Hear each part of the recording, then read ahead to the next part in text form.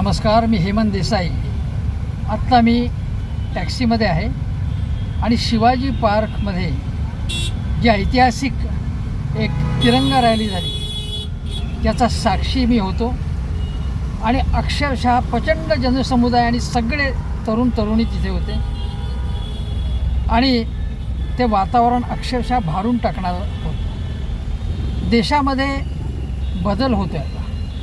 हे नीट परीक्षा, धर्मेंद्र प्रधान यांचा राजीनामा, आणखीन काही गोष्टी, या मागण्या हे आपल्याला सगळं माहिती आहे. पण त्याच्या पलीकडे शिक्षण पद्धती आणि एकूणच सध्या जी काही व्यवस्था आहे त्यामध्ये बदल हवा आहे तरुणांना आणि तो अत्यंत सकारात्मक परिवर्तन हवं आहे. कुठल्याही राजकीय पक्षाचा चेहरा तिथे नव्हता. आमच्यासारखे लोक होते ज्यांना समाजाबद्दलची कळकळ आहे, असे माझ्या वयातले होते लोक, मध्यम वयातले होते, पण बहुसंख्य तरुण तरुणी तिथे होते. आणि शिवाजी पार्क हे आता एक प्रकारे मुंबईचं किंवा महाराष्ट्राचं जंतर मंतर झालेलं आहे.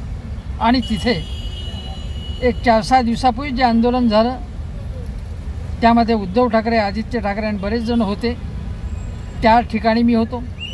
चैत्यभूमीच्या इथे लोक एकत्र आलेले होते आणि जवळजवळ रोज तिथे घोषणाबाजी होते सगळीकडे, मुंबईमध्ये आणि सगळ्या महाराष्ट्रात, भारतभर.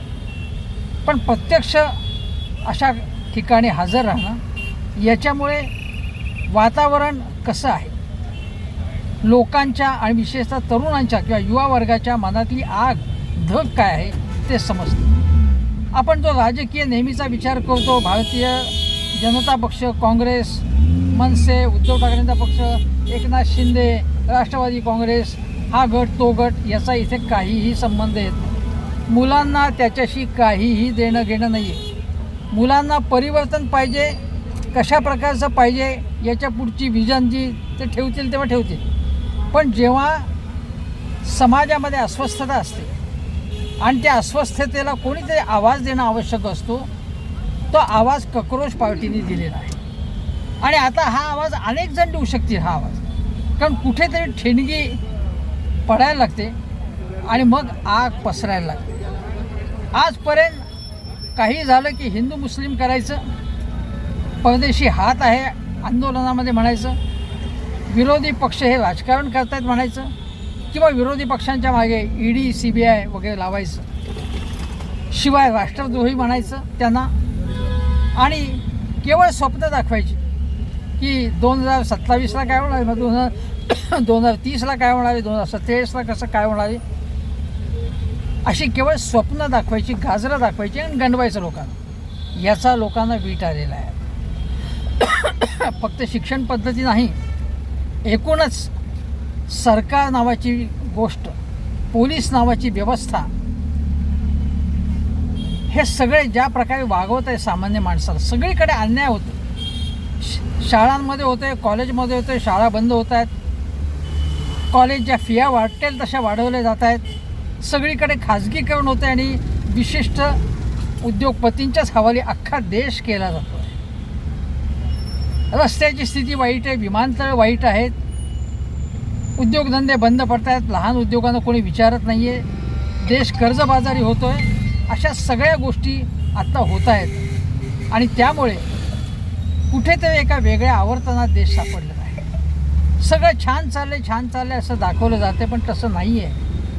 तरुण मुलं जी आहेत त्यांना कळतं आहे काय चाललं आहे, कशा प्रकारे निवडणूक पद्धत, न्यायालयीन व्यवस्था, मीडिया, कशा प्रकारे सरकार वापरतं हे त्यांना कळतं. आणि उद्या या सरकारच्या जागी उद्या काँग्रेस सरकार किंवा कुठल्याही पक्षाचं सरकार आलं आणि तेही जर असंच वागलं तर तेही मुलांना नको आहे. मुलांना काय हवं आहे ते व्हिजन ते मांडतील, पण ही व्यवस्था त्यांना नापसंत आहे. त्यांनी थेट स्पष्ट शब्दामध्ये आपला मेसेज दिला आहे. आणि या आजच्या आंदोलनात केवळ धर्मेंद्र प्रधान मस्ट गो अशा घोषणा नव्हत्या, ते नरेंद्र मोदी यांच्या विरोधात घोषणा देत होत्या, धाडसाने अनेक घोषणा देत होत्या. हे सरकार कसं नालायक आहे केंद्रातलं. एकूण नरेंद्र मोदींची धोरणं आम्हाला बिलकुल पसंत नाही. आणि नरेंद्र मोदी यांच्याबद्दल सगळ्यात जास्त घोषणा दिल्या जात होत्या त्यांच्या विरोधातल्या.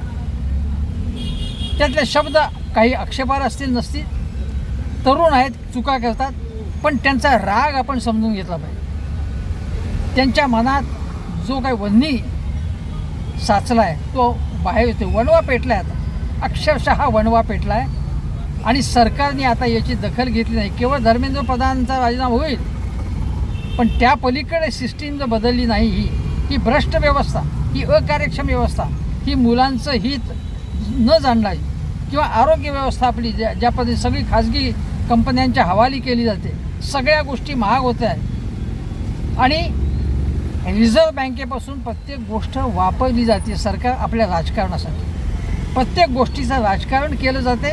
विरोधकांना केवळ बदनाम करायचं. ठीक आहे, विरोधकांचं काय करायचं ते करा, त्यांना तुरुंगात टाका, बदनाम करा, चिखलफेक करा, पण तुमच्यावर विश्वास ठेवून ज्या मतदारांनी तुम्हाला मतदान केले वारंवार, त्यांना तुम्ही फसवताय, तरुण वर्गाला फसवताय आणि याचा उद्वेग जास्त आहे. आणि ही आग आता देशभर पसरत चाललेली आहे. त्यामुळे आता या सरकारचे, केंद्र सरकारचे, मोदी सरकारचे चांगले दिवस संपलेले आहेत. ही आता काळ्या दगडावरची रेख आहे. पण यानंतर जागं होऊन त्यांनी काही सकारात्मक प्रतिसाद दिला आणि नेहमीप्रमाणे पोलीस केसेस लावायचे, गुन्हे नोंदवायचे, सतवायचं वेगवेगळ्या यंत्रणांच्या मार्फत. हे आता तरुण खपवणार नाही. त्यांना भीती म्हणून कशाचीही नाही आहे. ते आवाज उठवत आहेत. या आवाजाला सरकारने नीट प्रतिसाद दिला नाही तर सरकारलाच याचा जो काय असेल तो हिशोब द्यावा लागेल. हिसाब तो होगा ही, हिसाब तो देना पडेगा. धन्यवाद.